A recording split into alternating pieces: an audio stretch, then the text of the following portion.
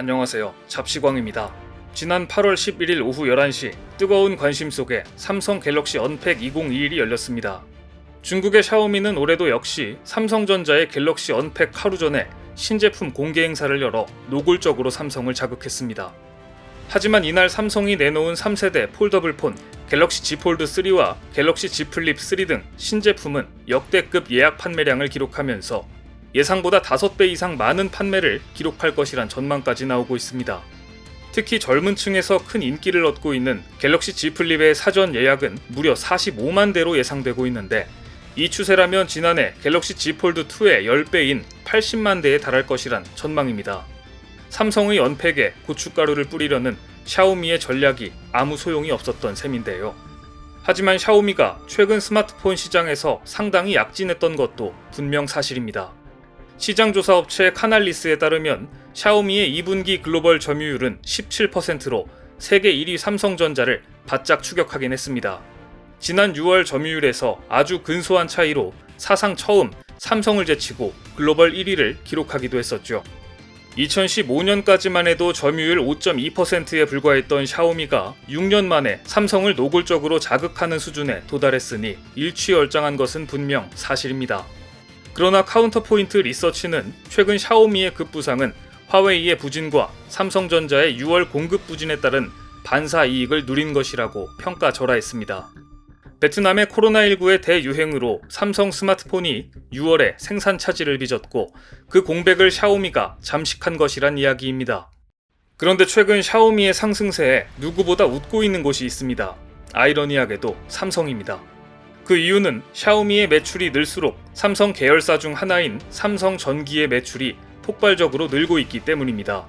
올해 2분기 삼성전기는 창사 이래 최대 분기 매출을 거뒀는데, 상반기에 거둔 매출 4조 8,474억 원 가운데 샤오미를 통해 얻은 매출이 6,880억 원에 달합니다. 샤오미의 삼성전기 의존도가 얼마나 높은지를 알 수 있습니다. 삼성전기는 샤오미의 스마트폰용 카메라 모듈과 전자산업의 쌀이라 불리는 MLCC를 공급하고 있는데, 샤오미의 성장세에 힘입어 삼성전기까지 매출이 크게 늘고 있으니 휴대폰 외에도 여러 개의 계열사 역시 첨단 기술을 보유하고 있는 삼성의 저력이 얼마나 강력한지 새삼 느끼게 됩니다.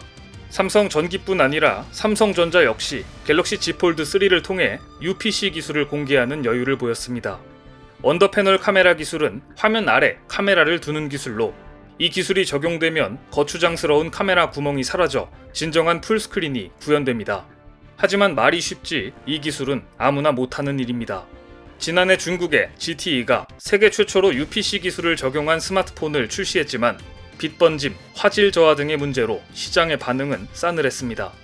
그런데 이번에 삼성이 선보인 기술은 UPC 홀과 주변부의 색 편차를 최소화해 완벽에 가까운 풀스크린을 구현했다는 평가를 받고 있습니다.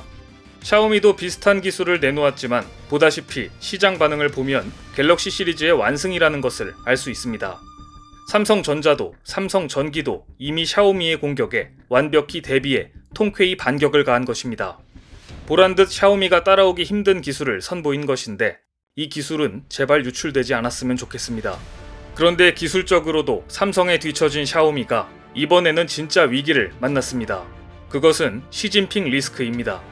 얼마 전 샤오미 레이준 회장은 신제품에 도난 방지 장치를 탑재하겠다는 야심찬 계획을 내놨습니다. 이 기능은 도난당한 스마트폰에서 심카드가 제거되더라도 내장된 가상 심카드를 활용해 스마트폰을 되찾을 수 있는 기능인데, 중국에서는 휴대폰 분실과 도난 사건이 정말 많기 때문에 상당한 관심을 끌었습니다. 하지만 레이준 회장이 직접 나섰던 발표가 불과 사흘 만에 없던 일이 되고 말았습니다. 그런데 샤오미가 도난 방지 장치를 접은 이유가 황당합니다. 기술 문제가 아니었는데요. 중국 당국이 국가 규범에 위배된다며 허가를 내주지 않았기 때문이었습니다.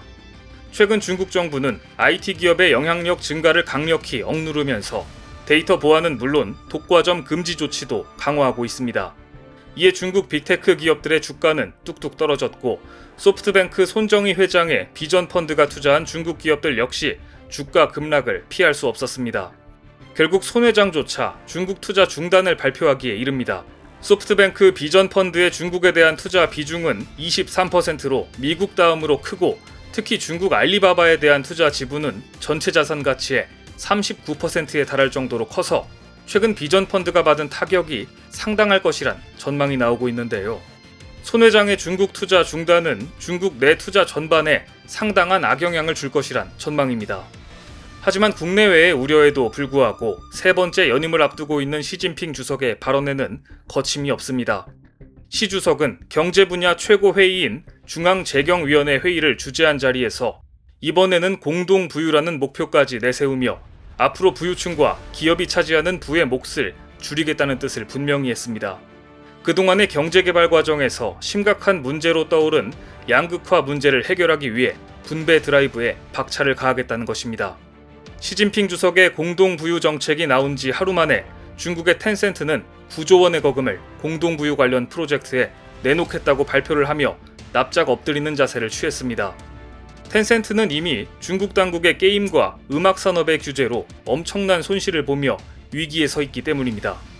시진핑 주석의 공동부유 정책에 화답하듯 얼마 전 중국 공업정보화부는 25개 빅테크를 겨냥해 잘못을 스스로 바로잡으라며 사실상 자비판을 요구하기도 했는데요. 중국 내에서 시 주석의 공동부유 정책과 최근 중국의 분위기는 경제판 문화혁명을 선언한 것이라는 시각이 지배적입니다. 샤오미도 여기서 예외는 아닙니다. 삼성보다 더 무서운 시진핑 리스크를 만나고 만 것인데요. 이처럼 지금 중국은 덩샤오핑 집권 이후 지속됐던 경제 자유주의 기조가 중요한 변곡점을 맞고 있습니다. 코로나19 확산과 홍수 등의 자연재해, 그리고 언제 터질지 모르는 기업들의 부채까지 중국 경제의 리스크가 한두 가지가 아닌 것으로 보이는데요. 샤오미의 목표는 삼성을 따라잡는 것이 아니라 중국 정부에 잘 보여서 살아남는 것이 가장 큰 과제로 보입니다. 중국 기업들이 아무리 열심히 기술을 훔쳐오고 베껴도 결국 중국 정부, 즉 공산당 리스크 때문에 결정적인 순간마다 무너지는 모습인데요. 공산당 리스크를 해결하지 않는 이상 중국 기업들의 운명은 마치 정해진 듯 비극적 결말을 맞을 뿐입니다. 출판사 웅진 지식하우스에서 나온 업스트림이라는 책에는 한 가지 재미있는 글이 나와 있습니다. 당신이 친구와 함께 강가에서 소풍을 즐기고 있는데 갑자기 강 쪽에서 다급하게 외치는 소리가 들린다. 어린아이가 물에 빠진 것이다. 두 사람 다 곧장 물에 뛰어들어 아이를 구해 강가로 데리고 나온다. 그런데 숨 돌릴 틈도 없이 또 다른 아이가 도움을 요청하는 소리가 들린다. 당신과 친구는 아이를 구하려고 다시 강물에 뛰어든다. 그게 끝이 아니다. 물속에서 허우적대는 아이가 보이고 또 보이고 계속 보인다. 두 사람의 힘으로는 다 구하기가 벅찰 정도다.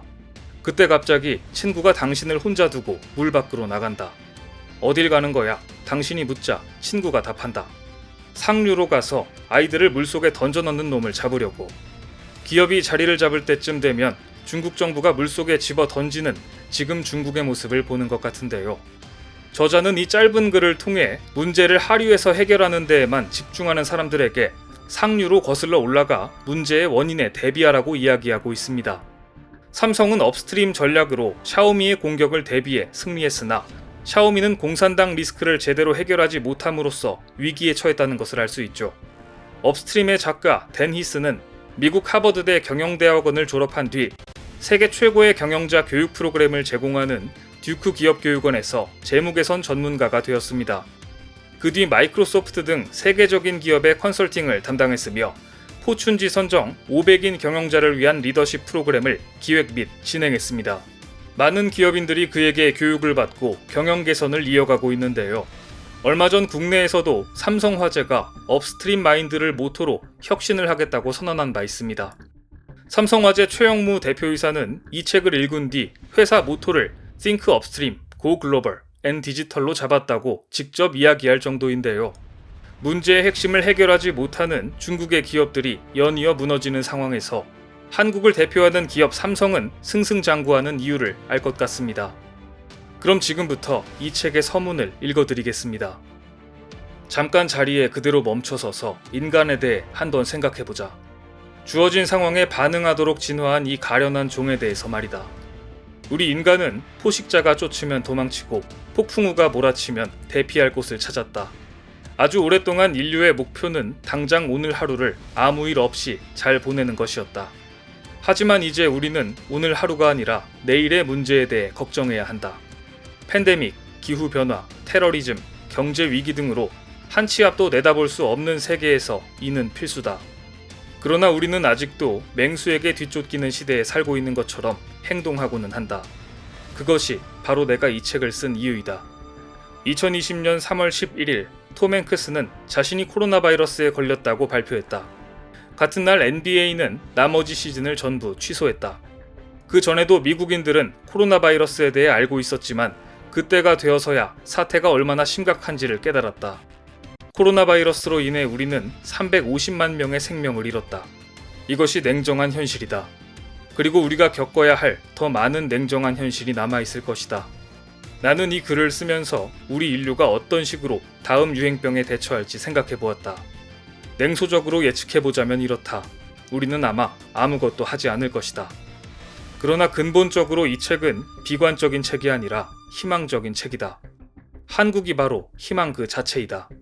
한국의 인구는 5,200만인데 사망자는 2,000명에 불과하다. 어떻게 이런 일이 가능했겠는가? 바로 상황이 발생하기 전부터 미리 준비하고 단호하게 행동했기 때문이다. 미리 준비하고 준비한 대로 실행하는 것. 그것이 바로 내가 이 책에서 말하는 업스트림 행동의 첫 단계다. 수영장 근처에 구명조끼를 비치한다고 해서 사고를 막을 수는 없지만 사고로 사망에 이르는 것은 방지할 수 있다. 개인, 회사, 심지어 국가까지 모두 실수를 통해 배운다. 여러분이 이 책을 읽음으로 인해 여러분의 인생에, 회사에 닥쳐올 위협에 더 잘 대비할 수 있기를 바란다. 마치 한국이 메르스로부터 교훈을 얻어 코로나 바이러스에 잘 대처하게 된 것처럼 말이다. 그렇게 우리는 앞으로 나아갈 수 있을 것이다. 잘 들으셨나요? 작가는 끊임없이 눈앞의 문제에 매달리지 말고 그 너머에 있는 핵심에 집중하는 습관을 가져야 한다고 이야기합니다. 그리고 그 예시로 한국의 방역을 들었습니다.